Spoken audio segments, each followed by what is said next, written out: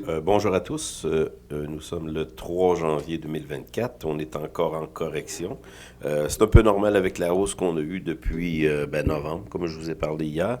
Je ne savais pas trop de quoi traiter ce matin, parce que dans le fond, ce que constate et ce que j'ai lu dans le trading directionnel de Michael Covell que je vous ai parlé hier, une des grandes vertus qu'on doit avoir lorsqu'on regarde les tendances, on suit des tendances, c'est d'être très patient. D'ailleurs, une citation de Warren Buffett que vous pouvez voir sur ma page couverture de mon podcast, c'est Warren Buffett qui a dit ça. Le marché boursier est un mécanisme pour transférer de l'argent des impatients aux patients.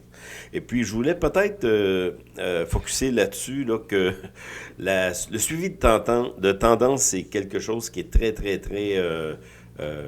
au Québec, on dit plate, là, c'est très ennuyeux parce que dans le fond, la plupart du temps, on n'a absolument rien à faire sauf suivre la tendance. Le reste du temps, ce qu'on fait tout simplement, on est patient. Et c'est ça qui est le plus dur pour les personnes qui investissent sur une tendance ou même une personne qui rentre en bourse. D'ailleurs, je l'ai vécu il y a 20 ans. Là. C'est d'être patient puis d'attendre. Parce qu'on pense que si on investit sur une action, un ETF, un autre actif, peu importe quoi, on pense que du jour au lendemain, ça va monter indéfiniment. Tout ça. Ben non, non, non. Le chemin d'une montée ou d'une descente, peu importe, c'est souvent assez long parce que dans le fond, comme je vous dis, moi j'utilise les graphiques hebdomadaires. J'essaie d'utiliser plus à bord, là, malgré que Candle, les chandelles, chandeliers japonais, c'est très intéressant aussi. Mais pour avoir une vision plus neutre des choses, moi je regarde tout simplement le, le, le, le graphique à bord qui me donne moins l'impression qu'il y a des fluctuations et qui me laisse quand même la tête froide face à la situation du marché. Et puis, je regarde le graphique sur hebdomadaire, comme je vous dis. J'utilise, comme je vous avais dit dans mon dernier podcast ou mon avant-dernier podcast, j'utilise des moyennes mobiles 13 et 40 sur un graphique hebdomadaire. Mais c'est ça, comme je vous dis, la plus grande vertu, c'est d'être patient. Et c'est ça qui est difficile, parce que dans le fond, on est dans une situation où on est bombardé d'informations financières, d'informations politiques aussi. On est bombardé de toutes sortes de grands événements qui arrivent. Par exemple, lorsque l'Ukraine a été envahie par Poutine, on pensait que le marché allait...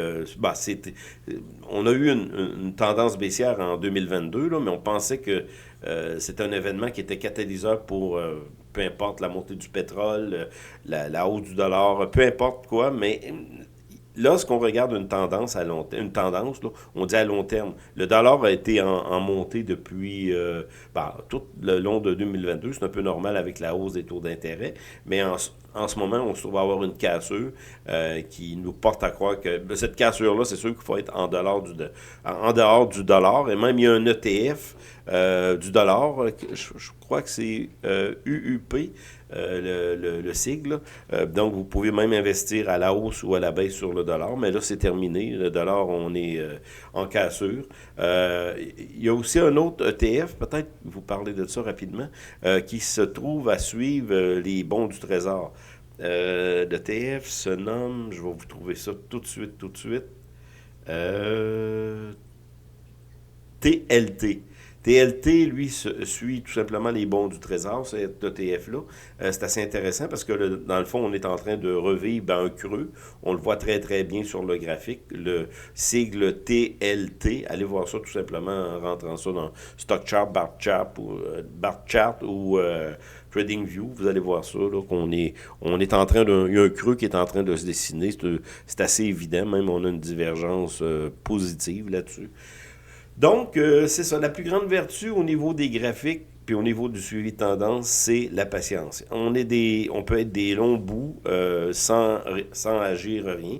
Et la raison pour laquelle on doit utiliser un graphique qui nous montre une plus grande vue, une situation là, à plus grande échelle, ben, c'est qu'on n'a pas à réagir à tous les jours. On laisse aller tout simplement. Nos moyennes mobiles, bon, en tout cas, la tendance nous montre que ça monte. Bon, ben, On a une correction, des corrections souvent, mais si la tendance nous est clairement indiquée qu'on monte, bon ben on attend. On attend et puis on laisse aller la montée du prix qu'à un certain moment donné, avec vraiment de la patience, parce qu'on regarde des graphiques qui sont, bon, dans mon cas, c'est hebdomadaire, même on pourrait jeter un coup d'œil sur un graphique euh,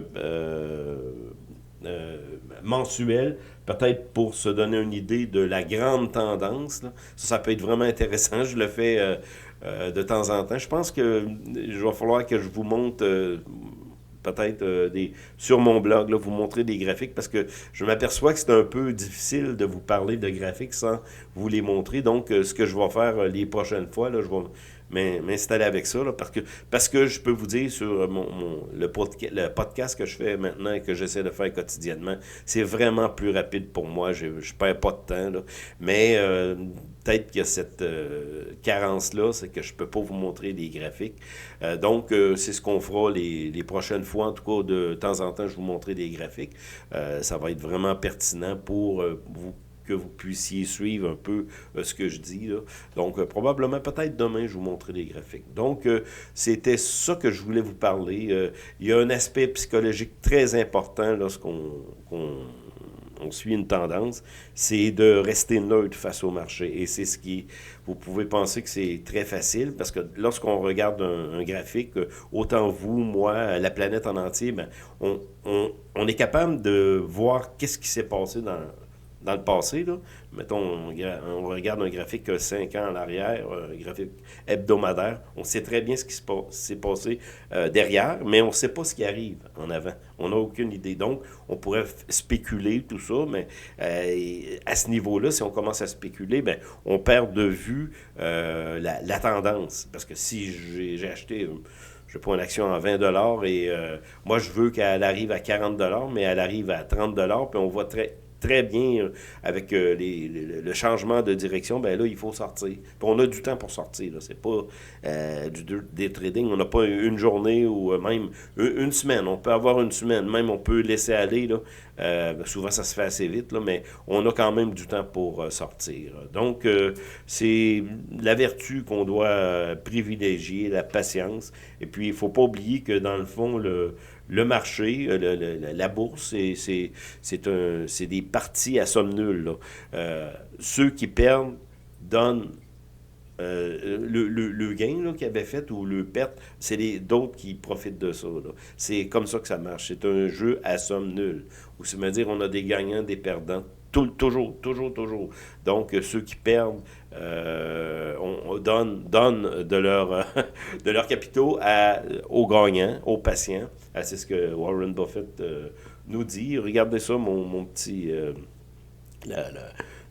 excusez, le bœuf et le taureau là, que j'ai mis sur mon podcast en bas. Le marché boursier est un mécanisme pour transférer de l'argent des impatients aux patients. Donc, Warren Buffett peut en parler beaucoup parce que c'est quelqu'un de très patient qui investit à très très long terme. Moi, peut-être que j'ai, dû à mon âge, je ne sais pas ça que je vois, je vois pas 20 ans à l'avance, 30 ans à l'avance. Tout simplement, c'est une petite partie là, que j'investis parce que je trouve que c'est important de continuer à le faire toujours. Et puis, mais j'ai pas comme une vision très très long terme, mais quand même, on parle d'un an, 2 ans, 3 ans, peu importe, je sais pas,